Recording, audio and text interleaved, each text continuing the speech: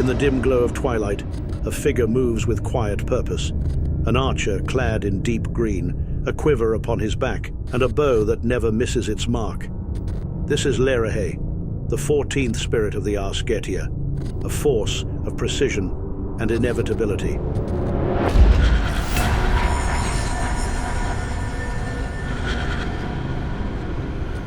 A Marquis of Hell, he commands 30 legions, not as a mindless warlord, but as a tactician, an orchestrator of consequence.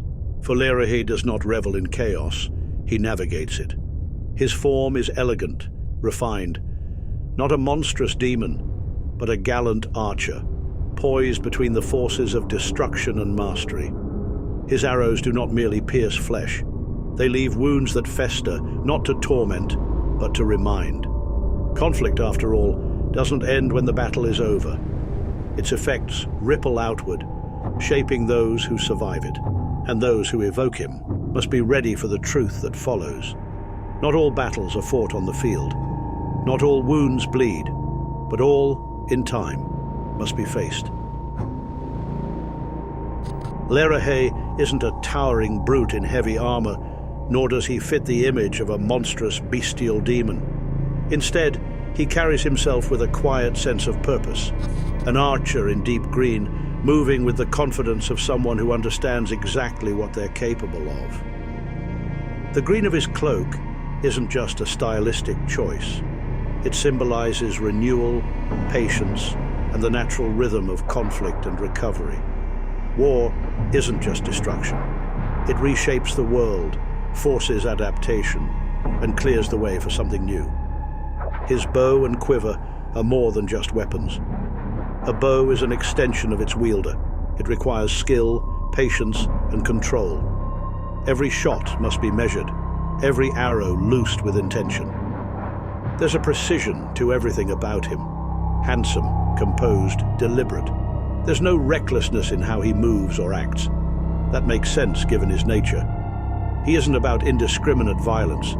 He teaches the importance of control, of knowing when to strike and when to hold back.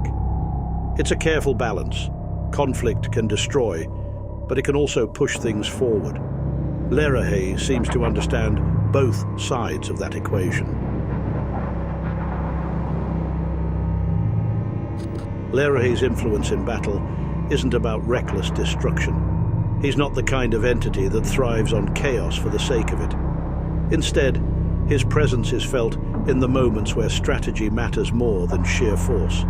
He shapes conflicts, not by throwing armies against each other blindly, but by guiding the hands of those who know that battle is as much about discipline as it is about aggression. In older texts, he's described as the cause of great battles, but that doesn't necessarily mean he instigates them. Sometimes he's just the one making sure they happen when they need to. One of the more well-known aspects of Leraje's power is his connection to wounds, specifically ones that don't heal easily. It's said that wounds caused by his arrows fester, refusing to close. On a surface level, that sounds like a straightforward curse, but there's something deeper to it. A lingering wound is a reminder of a battle fought, of consequences that don't just fade away. This can be taken metaphorically as well. Some conflicts, once started, don't just disappear because one side decides to walk away. The scars they leave behind, whether physical or emotional, still need to be dealt with. But he isn't just about wounding. He also teaches the skills needed to survive. Archery itself is an art of patience, precision, and control, and those who turn to Leraje may find themselves learning more than just how to hit a target. In the same way that his arrows can harm, they can also instruct. A well-placed shot can end a battle before it begins, and sometimes the most important lesson is knowing when not to draw the bow at all. Conflict isn't just destruction, it's movement. It forces change, reshapes relationships, and reveals things that would otherwise stay buried. Leraje doesn't create conflict for its own sake, nor does he see battle as something to be mindlessly glorified. To him, it's a tool, a force that can break, but also refine. Some wars are fought with weapons, others with words, but all of them leave marks. There's a reason Leraje is often described as poised and deliberate. He is not reckless. He doesn't waste arrows. He understands that once a shot is loosed, there's no pulling it back. For those who seek his guidance, he offers something deeper than just skill with a bow. He teaches the value of choosing one's fights wisely, of understanding when to strike and when to stand down, and of seeing struggle as a means to grow rather than just to win. Leraje's lessons aren't comfortable ones. Strength, after all, isn't built in peace. It's built in hardship. He pushes for resilience. Strength isn't just about overcoming an enemy. It's about understanding yourself through the battles you choose to fight. Leraje is associated with the moon, a connection that makes sense when considering his nature. The moon governs cycles, beginnings and endings, tides that rise and fall, the quiet rhythms that shape existence. Conflict follows a similar pattern. It builds, it breaks, and, in its aftermath, something new emerges. Strategic thinking, whether in business, leadership, or personal growth, can also fall under his domain. But one thing remains constant. Working with Leraje means understanding that conflict is never one-sided. Even if you push it away, it has a way of returning.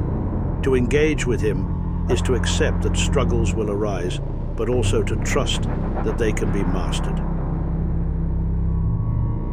Those who seek to honor Leraje often leave offerings tied to his nature.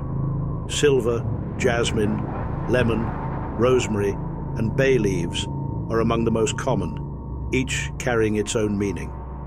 Lemon and rosemary, for example, bring purification, clearing away doubt and distraction, whereas bay leaves, often burned in rituals, are associated more with victory and foresight. These offerings reflect his role not just as a force of conflict, but as one of strategy and precision. Leraje is more than a name in an old grimoire. He is more than a force of battle, more than a demon of wounds and arrows. He represents the weight of choice, the lessons conflict brings, and the understanding that struggle is inevitable, but not without purpose.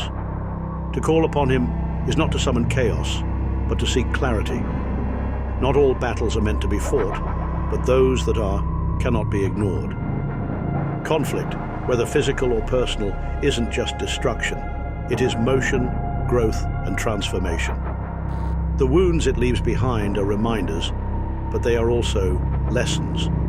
What we take from them, how we move forward, that is what defines us. Thank you for joining us today. What are your thoughts on working with Leraje? Leave a comment and let us know. Until next time, may the light guide you through the shadows of the unknown.